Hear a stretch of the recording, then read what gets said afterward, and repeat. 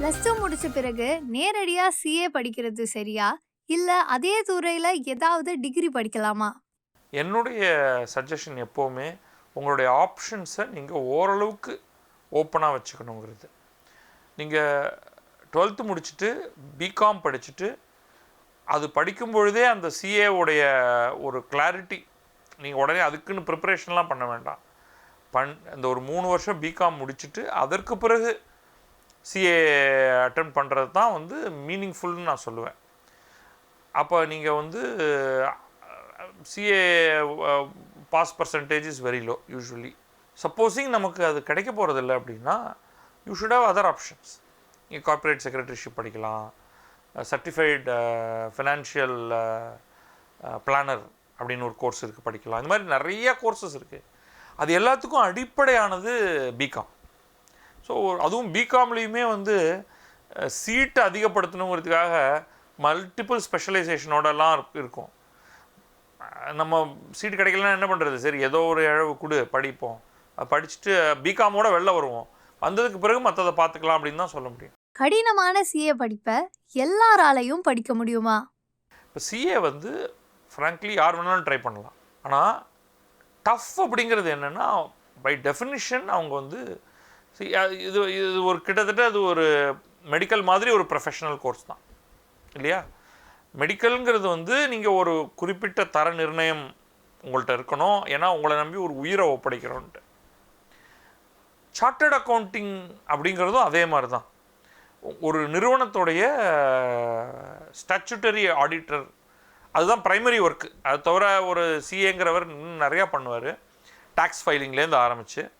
ஆனால் அவங்க சார்ட்டர்ட் அக்கௌண்டண்ட்டாக இருந்து கையெழுத்து போடணும்னா ஒரு நிறுவனத்துடைய ஒரு ப்ரைவேட் லிமிடெட் கம்பெனி, ஒரு பப்ளிக் லிமிடெட் கம்பெனியோடைய ஆனுவல் அக்கௌண்ட்ஸை ஆடிட் பண்ணி அதை சப்மிட் பண்ணுறது, அதுக்கு நீங்கள் உங்களுடைய கையெழுத்து போட வேண்டியதாக இருக்கும். அப்போ நீங்கள் வந்து கம்பெனி லாலேருந்து ஆரம்பித்து பல்வேறு விஷயங்கள் உங்களுக்கு தெரிஞ்சிருக்கணும். அப்போ ஒரு வாஸ்ட் அமௌண்ட் ஆஃப் நாலேஜ் உங்களுக்கு தேவைப்படுது. அங்கே எந்த தடையும் கிடையாது. யார் வேணாலும் qualification exam, there are stages of exam, அவ்வளோதான். அதனால் யார் வேணாலும் அது உள்ளுக்குள்ளே போய் அந்த எக்ஸாம் எழுதலாம். ஆனால் பாஸ் பண்ணுறதுங்கிறது அத்தனை பேரும் பாஸ் பண்ண முடியுமான்னா ரொம்ப குறைவான சதவிகிதம் மட்டும்தான் பாஸ் பண்ணுறது. அதில் உங்களுக்கு அது வருமா வராதா? இப்போ ஐஏஎஸும் அதே மாதிரி நம்ம சொல்லலாம். ஓகே, ட்ரை பண்ணுங்கள். அது ஒர்க் ஆகலைன்னா அட்லீஸ்ட் அக்கௌண்டிங் ஏரியாவில் ஒரு நல்ல வலுவான ஒரு அடித்தளத்தை நீங்கள் பெற்றிருந்தீங்கன்னா there is another career track, right? பெரும் நிறுவனங்களில் சிஎஃப்ஓ, சீஃப் ஃபைனான்ஷியல் ஆஃபீஸர்னு சொல்லுவோம், அவர் கீழே ஒரு மாபெரும் படையே இருக்கும். அதில் நீங்கள் அடிமட்ட தொண்டராக சேர்ந்து படிப்படியாக முன்னேறி ஒரு பெருநிறுவனத்தோட சிஎஃப்ஓவே ஆகலாம். உங்கள் கூட படித்து சிஏ பாஸ் பண்ண ஒருத்தர் வந்து சார்ட்டர்ட் அக்கௌண்டன்ட் ஆகி அவர் நீங்கள் பிஸ்னஸ் கொடுக்குறீங்களா எனக்கு அப்படின்னு கேட்கக்கூடிய ஒரு நிலை வரும். ஸோ இன்றைக்கி வந்து ஆப்ஷன்ஸ் பல டிரெக்ஷனில் இருக்குது. அட்டெம்ப்ட் இட் பண்ணி பார்த்து அது வரலைன்னா வேறு ஆப்ஷன்ஸ் எடுத்துகிட்டு போகிறோம், அவ்வளோதான். வங்கி வேலைக்கு கட்டாயமாக பிகாம் அல்லது அந்த துறை சார்ந்த படிப்புகள் தான் உதவுமா? இப்போ பேங்கிங் வேலைகள் எடுத்துக்கிட்டால் இன்றைக்கி வந்து ஃபினான்ஷியல் சர்வீசஸ் இண்டஸ்ட்ரிங்கிறது ரொம்ப பெருசாக மாறி போயிடுச்சு. முன்னே நமக்கு ஃபினான்ஷியல் சர்வீசஸ்னால் அது வெறும் வங்கிகள் மட்டும்தான். அந்த வங்கிகளில் டெல்லர், கிளர்க், இந்த மாதிரி 1008 வேலைகள் இருக்குது. அதுக்கெல்லாம் வந்து பிகாம் படித்தவங்க தான் போகணும் அப்படின்லாம் ஒன்றும் கிடையாது. பேங்கிங் எக்ஸாம் இருக்குது. ப்ரைவேட் பேங்க்ஸ்லலாம் அந்த எக்ஸாமுமே தேவையில்லை. நீங்கள் என்ன படிச்சிருந்தாலும் அவங்க வேலைக்கு எடுத்துப்பாங்க. ஆரம்பத்தில் அவங்க எதிர்பார்க்கறது ஓரளவுக்கு ப்ளசண்ட்டாக கஸ்டமர்கிட்ட பேசக்கூடிய, மொழியில் தமிழும் தெரியும், ஆங்கிலமும் தெரியும், ஹிந்தியும் தெரியும், ஆங்கிலமும் தெரியும், இந்த மாதிரி ஏதோ ஒரு 2 மொழி பரிச்சயம் இருக்கக்கூடிய மாதிரியாக வேகமாக கற்றுக்கக்கூடியவங்களாக இருக்கிறவங்க மட்டும் போதும். அவ்வளோதான் தேவை. நீங்கள் வந்து உங்களுக்கு இன்றைக்கி கம்ப்யூட்டரைஸ்டு ஆப்ரேஷனாக இருக்கிறதுனால உங்களுக்கு ரொம்ப டீப்பான நாலேஜெல்லாம் தெரியணுங்கிறது இல்லை. அந்த கம்ப்யூட்டர் சாஃப்ட்வேரை ஆப்ரேட் பண்ண கற்றுக்கிட்டிங்கன்னா போதும். ஒரு நியூ அக்கௌண்ட் ஓப்பன் பண்ணுறதுலேருந்து ஆரம்பித்து அந்த அக்கௌண்ட் எப்படி மெயின்டைன் பண்ணுறது, என்ன ஏது, அந்த கஸ்டமருக்கு மேற்கொண்டு ப்ராடக்ட் எப்படி ஆன் சேல் பண்ணுறது, இவ்வளோதான் விஷயம். ஓகே, ரொம்ப குறுக்கி சிம்பிளிஃபைடாக சொல்கிறேன். ஆனால் இன்றைக்கி வந்து நிதித்துறைங்கிறது அதை தாண்டி போயிடுச்சு. இன்சூரன்ஸ் ரொம்ப பெருசாகிடுச்சு. ஓகே, முன்ன இன்சூரன்ஸுங்கிறது வந்து ஒரு கவர்மெண்ட் கம்பெனிஸ்லேருந்து மட்டும்தான் இருக்கும். ஏதோ ஒரு மாதிரி உங்களுக்கு ஒரு ப்ராடக்டை வந்து உங்களுடைய தொண்டையில் வந்து திணிச்சிருவாங்க. இன்றைக்கி நிறையா ப்ரைவேட் கம்பெனிஸ், ஏகப்பட்ட ஆப்ஷன்ஸ், ஜென்ரல் இன்சூரன்ஸ்லேயும் சரி, லைஃப் இன்சூரன்ஸ்லேயும் சரி ஆப்ஷன்ஸ் இருக்குது. அதுக்கப்புறமா investment related products, mutual fund investment, ஏஎம்சிஸ்னு சொல்லுவோம், அசெட் மேனேஜ்மெண்ட் கம்பெனிஸ், ஹியூஜாக இருக்கக்கூடியது.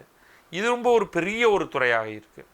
இப்போ ஒரு ஃபினான்ஷியல் இண்டஸ்ட்ரிங்கிறது அப்புறம் நான் பேங்கிங் ஃபினான்ஸ் கார்பரேஷன்ஸ், வங்கிகளாக பதிவு பண்ணாமல் ஒரு ஃபினான்ஷியல் இன்ஸ்டிடியூஷனாக பதிவு பண்ண ப்ரைவேட் நிறுவனங்கள் எக்கச்சக்கமாக இருக்குது. இவங்க இன்றைக்கி வந்து ஒரு மிகப்பெரிய எண்ணிக்கையில் வேலைக்கு ஆட்கள் எடுக்கிறாங்க. நீங்கள் தனியாக கணக்கு பண்ணி பார்த்தீங்கன்னா, ஒரு காலத்தில் வங்கிகளில் வேலை பார்த்துட்டு இருந்தவங்களை போல் கிட்டத்தட்ட 5 மடங்கு பேர் இன்றைக்கு வங்கி நிதித்துறையில் இன்றைக்கு வேலையில் இருக்காங்க. இது எதுக்குமே உங்களுக்கு ஸ்பெஷலைஸ்டு பிகாம் அப்படிங்கிறது தேவையில்லை. இன்னொன்று பிகாமில் இதை பற்றியெல்லாம் ஒன்றும் சொல்லித்தரதும் கிடையாது. ரைட், நீங்கள் என்ன வேணாலும் படிச்சுட்டு இந்த தொழிலில் எந்த இடத்துல வேணாலும் போகலாம். முதல்ல க்ரோத் அப்படிங்கிறதே ஒரு துறையில் நுழைந்து அங்கே நீங்கள் படிப்படியாக பெறக்கூடிய அனுபவத்தை பொறுத்து தான் இருக்கும். நான் நிறையா படிச்சுட்டு வந்திருக்கேங்க அப்படிங்கிறதுனால உங்களை நேரடியாக தூக்கி ஹெட் ஆஃப் த கம்பெனியாக போட முடியுமா? முடியாது. துறையே தெரியாது. அப்போ கிரவுண்ட் லெவல்லேருந்து ஆரம்பித்து படிப்படியாக வளர்ந்து யார் ரொம்ப நல்ல வளர்ச்சியை காமிக்கிறாங்களோ அவங்க வந்து ஜம்ப் பண்ணி மேலே போவாங்க. அதுதான் நடக்கும். பேங்கிங்காக தனியாக படிக்க வேண்டாம். இன்சூரன்ஸ் ஏஜெண்ட்டாக இருக்கணும்னா அதற்கான ஒரு சில பரீட்சைகள் நீங்கள் எழுத வேண்டியிருக்கும். அது தவிர்த்துட்டு நீங்கள் வந்து வேறு ஆலோசகராக இருக்கணும்னா, இப்போ வந்து சர்டிஃபைடு ஃபினான்ஷியல் பிளானிங்னு சொன்னேன், சிஎஃப்பின்னு சொன்னேன், அதுக்கு பரீட்சைகள் உண்டு. அதுக்கு நீங்கள் தனியான சர்டிஃபிகேஷன் பெறணும். காஸ்ட் அக்கௌண்டிங், கம்பெனி செக்ரட்டரிஷிப், இந்த மாதிரி ரிலேட்டட் ஃபீல்டு, எக்ஸாக்டாக நிதி சார்ந்த துறையில் இது எல்லாத்துக்கும் உங்களுக்கு ஒரு குவாலிஃபிகேஷன் வேணும். ஆனால் இந்த குவாலிஃபிகேஷன் எல்லாம் ரொம்ப கஷ்டமானது கிடையாது. நீங்கள் கல்லூரியில் சேர்ந்து, இப்போ இந்த சிஎஃப்பி மாதிரியானதெல்லாம் நீங்கள் கல்லூரியில் சேர்ந்தே இல்லை, அது தனியாக பயிற்சி நிறுவனங்கள் இருக்குது.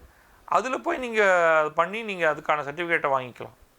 யார் வேண்டுமானாலும் எப்போது வேண்டுமானாலும் பண்ணலாம். நிதித்துறை ஆலோசகராக இருப்பதற்கு, ஃபினான்ஷியல் பிளானிங், நிதி திட்டமிடுதல், இப்போ உங்கள்கிட்ட இருக்கிற பணத்தை நீங்கள் எப்படியெல்லாம் இன்வெஸ்ட் பண்ணலாம், முதலீடுகளை எதில் போடலாம் அப்படிங்கிற மாதிரியான ஆலோசனை சொல்வதற்கு ஒரு படிப்பு இருக்குது.